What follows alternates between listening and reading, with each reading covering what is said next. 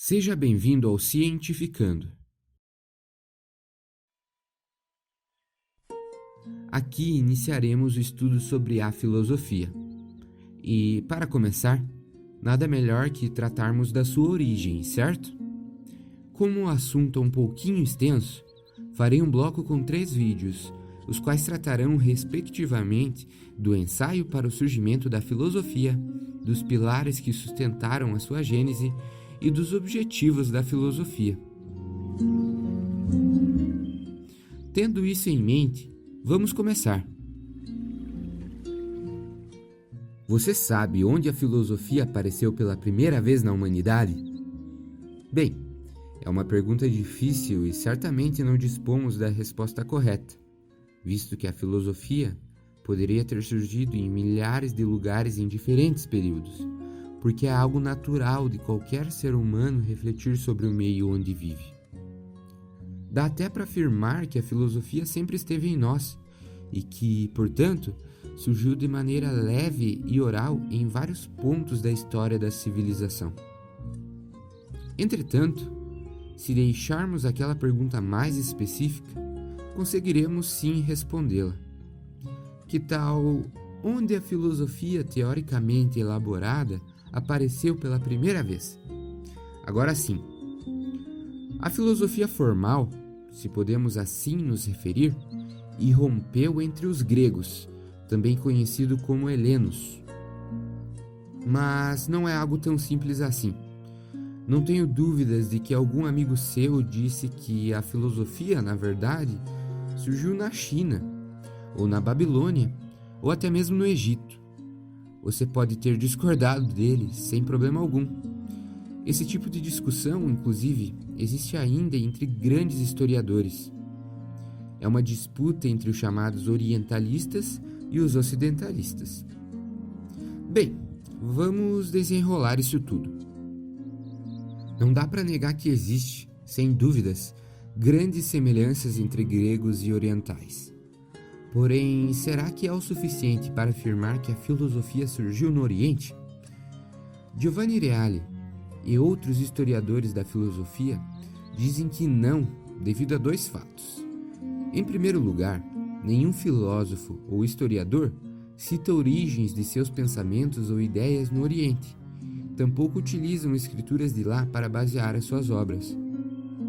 Em segundo lugar, os povos orientais com os quais os gregos mantiveram contato viviam da superstição.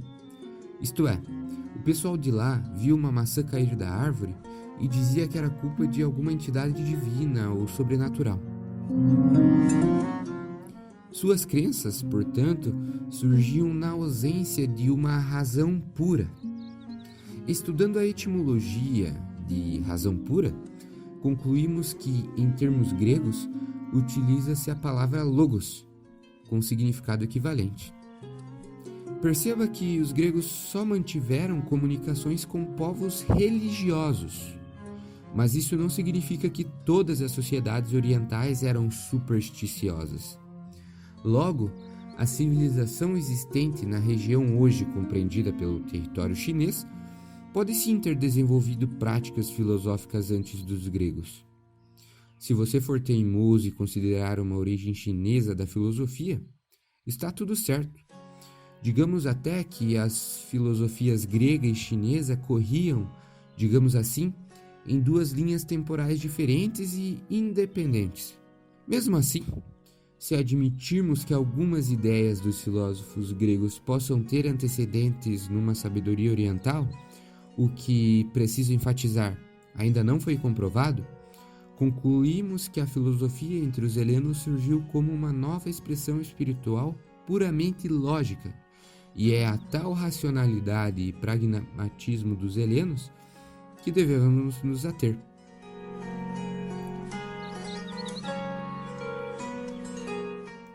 Mesmo que a filosofia grega não tenha sido construída no Oriente, muitos povos contribuíram com materiais indispensáveis.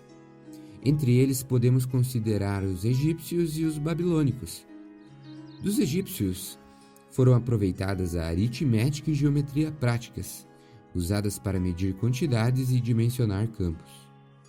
Agora, dos babilônicos, absorveu-se suas noções astronômicas, usadas em horóscopos, previsões e orientações. Ao obter o conhecimento dessas respectivas civilizações, os gregos promoveram uma transformação. O que antes era prático, digamos assim, se tornou teórico. E isso tem até nome. É o chamado espírito teorético dos gregos, ou seja, a galera da Grécia era obcecada pelo conhecimento puro, pelo conhecimento teórico.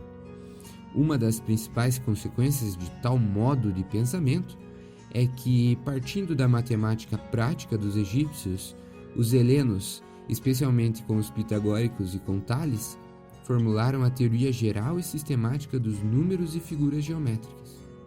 Além disso, os gregos deram fins puramente cognoscitivos à astronomia babilônica, ou melhor, tornaram o conhecimento dos astros algo capaz de ser estudado por qualquer pessoa dedicada. O ponto ao qual você deve prestar atenção aqui é justamente no espírito teorético, a ferramenta de conversão que os gregos desenvolveram ao tomar posse dos conhecimentos práticos daquelas civilizações. Tal espírito foi o estopim para que, a partir dali, uma formalização do pensamento humano fosse concretizada. Enfim, agora que você já entendeu para qual direção os ventos sopraram, ficará mais fácil desvendar os pilares que tornaram possível o nascimento da mãe de todas as ciências. Isso, no entanto, ficará para o próximo vídeo. Galera, por hoje é só. O conteúdo desta produção foi baseado principalmente na coletânea de História da Filosofia de Giovanni Reale e Dario Antiseri. Não se esqueça da ciência e também não deixe de avaliar o vídeo aqui embaixo. Até mais!